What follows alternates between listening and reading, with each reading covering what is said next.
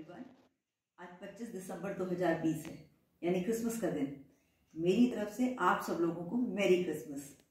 जाति धर्म से शुभकामनाओं के लेने देने का कोई मतलब नहीं है। शुभकामनाओं का आदान प्रदान किसी भी बहाने किया जा सकता है। और वैसे भी शुभकामनाएं देने के लिए एक दिन अब 6 दिन के बाद आने वाला है। जी हाँ, नया साल। हम सभी लोग ये मान के चल रहे हैं कि 2021 कुछ नई उम्मीदें, कुछ नए समाचार लेके आएगा। और ऐसा मैं प्रार्थना करती हूँ भगवान से कि सबके दुखों को दूर करे, सबके मानसिक कष्टों को दूर करे और नया साल वाकई में हम सब के लिए एक नई नियामत की तरह आ जाए। आज एक कहानी लेकर आपके पास आई हूँ। मैं इसको अभी कोई नाम नहीं दे रही हूँ। कहानी का एंड आते आते हो सकता है मैं कोई टाइटल आपको सुझा सकूं, नहीं तो आप खुद सोचिएगा कि क्या टाइटल हो सकता है। थोड़ी सी भूमिका बांधूंगी। हम क्रिसमस को सांता क्लॉज से रिलेट करते हैं। ऐसा माना जाता है ईसाई धर्म में कि सांता रात को आते हैं, सबके मन चाहे गिफ्ट उनको देकर जाते हैं, या जो हमारे मन की ख्वाहिशें होती हैं वो उसको पूरा करते हैं। मुझे ऐसा लगता है कि हर धर्म में या हर इंसान के अंदर एक सांता क्लॉज छुपा हुआ है। किसी के लिए भी कोई छोटा सा गिफ्ट लाकर, किसी की भी कोई ख्वाहिश को पूरा करवाकर हम उसके लिए सांता क्लॉज बन सकते हैं। मेरी कहानी की पात्र है कोमल। कोमल एक बड़ी प्यारी बच्ची है, क्लास 3 में पढ़ती है। जिस मोहल्ले में वो रहती है वहाँ घर आसपास सटे सटे बने हुए हैं, या ये कहिए कि थोड़े पुराने हैं। बहुत समय से वो लोग वहाँ रह रहे हैं, तो इसलिए आसपास के घरों में आना जाना काफ़ी है। बच्ची बहुत खुशमिजाज है और ये कहिए बहुत चुलबुली भी है। इसकी वजह से सब लोग उसको बहुत प्यार करते हैं। कभी इस घर कभी उस घर कूदती फिरती है। बगल वाले ही घर में जो आंटी रहती हैं, उनके यहाँ किराए पर एक भैया रहने आए हैं। कोमल को बहुत प्यार करते हैं। अक्सर उसके लिए चॉकलेट लाना, चिप्स ला देना। कोमल की मम्मी मना भी करती हैं कि कोई ज़रूरत नहीं है, तुम ज़्यादा इसको सिर पे मत चढ़ाओ, लेकिन भैया ऐसा मानते ही नहीं हैं। अब एक दिन उन्होंने देखा कि कोमल की मम्मी कोमल को ज़्यादा देर तक मोबाइल चलाने नहीं देती हैं, तो इसलिए भैया ने धीरे से उससे कहा कि तुमको गेम खेलने का मन हो तो तुम मेरे पास आ जाया करो। पता है, कोमल की और भैया के घर की छत के बीच में दीवार ज़्यादा ऊंची नहीं है, इसलिए अब कोमल ने एक तरीका अपनाया है। मम्मी ज़्यादा डांटती है तो दीवार फांदती है और भैया के कमरे में चली जाती है। भैया उसको मोबाइल पे गेम भी खिलाते हैं। कोमल को बड़ा अच्छा लगता है।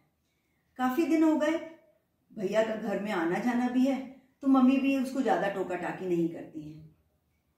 पिछले कुछ दिनों से भैया के पास उनके एक दोस्त भी आने लगे हैं। वो लोग मिलकर पढ़ाई करते हैं। अरे हाँ, आपको बताया ही नहीं, भैया फर्स्ट ईयर में पढ़ते हैं। और जो भैया के दोस्त आते हैं वो भी कोमल को अच्छे से जानते हैं। कई बार वो लोग उसको आवाज़ लगा के बुला लेते हैं। पर पिछले 1-2 बार से भैया के दोस्त ने नोटिस किया कि जब कोमल आती है तो भैया उसको बहुत सटा के बिठाना पसंद करते हैं। अक्सर उसके कंधों पे या जांघों पे हाथ फेरते रहते हैं। उन्होंने 1-2 बार कहा, यार ये तो छोटी बच्ची है, थोड़ा सा आराम से दूर से बैठो, क्या तुम उसको छूते रहते हो। लेकिन भैया जो कोमल के घर के पास में रहते हैं, उन्होंने अपनी दोस्त की बात को सुन के अनसुना कर दिया। धीरे धीरे उनके दोस्त ने नोटिस किया कि भैया शायद कोमल को ट्रैप कर रहे हैं। ट्रैप करना मीन्स जाल में फंसाना, उसको चॉकलेट्स ला के देना, या धीरे से कहना कि मेरे कमरे में आके वीडियो गेम खेलो, और या फिर उसको ये कहना कि मम्मी को बोल दो तुम अपनी पड़ोस वाली सहेली के घर खेलने जा रही हो और चुपके से छत की दीवार फांदकर मेरे कमरे में आ जाओ। एक दिन जब भैया के दोस्त अचानक वहां पर पहुंचे, तब देखा कि मैं नहीं बताऊंगी, आप अंदाजा लगा सकते हैं, भैया के इरादे ठीक नहीं थे। कोमल परेशान हो रही थी, उसको अजीब सा लग रहा था भैया के छूने का तरीका, और जिस तरह से वो उसके साथ कुछ जबरदस्ती करने की कोशिश कर रहे थे। क्लास 3 की स्टूडेंट थी, उसको कुछ नहीं पता था कि उसके साथ क्या हो रहा है। जैसे ही भैया के दोस्त ने अचानक दरवाजा खोला, वो सकपका गया। उसके दोस्त ने आओ देखा ना ताओ, सबसे पहले तो एक झापड़ अपने दोस्त के मुंह पे मारा और भैया को पीछे धके आते हुए कोमल का हाथ पकड़ा और उसको लेकर सीधे उसकी माँ के पास गए। भैया पीछे दौड़ता हुआ आया। सीढ़ियों तक जब वो पहुंचा तो उसके दोस्त ने कहा, अगर एक भी कदम आगे बढ़ाया तो तुम समझ नहीं सकते कि मैं तुम्हारा क्या हाल करूंगा। वो कोमल को लेकर उसकी माँ के पास गए और बस इतना बोले, आंटी जी आप बुरा मत मानिएगा, लेकिन कोमल का ध्यान आपको रखना चाहिए। कहाँ पता कहाँ खेलती रहती है। कई बार ऐसा भी होता है कि अगर अच्छे बच्चों के पास नहीं जाएगी तो कुछ गलत आदतें सीख जाएगी। आप वैसे समझदार हैं और चीज़ों को समझ सकती हैं। उसका इतना कहना था कि कोमल की मम्मी एकदम से अंदर तक कांप गई। उन्होंने इतना कहा, मुझे बताओ क्या हुआ। हाथ जोड़ते हुए उसने कहा कि शायद कुछ होने से रह गया, लेकिन आप समझदार हैं, अगली बार से ध्यान रखिएगा। मेरी कहानी खत्म हुई, लेकिन मेरे को लगता है कि भैया का दोस्त सांता क्लॉज था। उसने कुछ भी नहीं किया, लेकिन सब कुछ कर दिया। आप भी बन सकते हैं।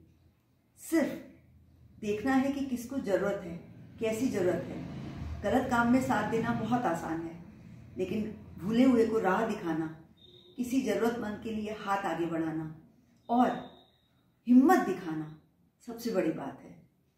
मैं इस कहानी को एक नाम दे सकती हूँ, अंदर वाला सांता। यानी हम सब के अंदर है एक सांता।